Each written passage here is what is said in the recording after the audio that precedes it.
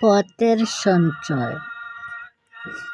অকপট কর্মী খুব কম পাওয়া যায়, যাহাদিগকে পাওয়া যায় তাহাদিগকে কাজে আনা যথেষ্ট যোগ্যতা সাপেক্ষ।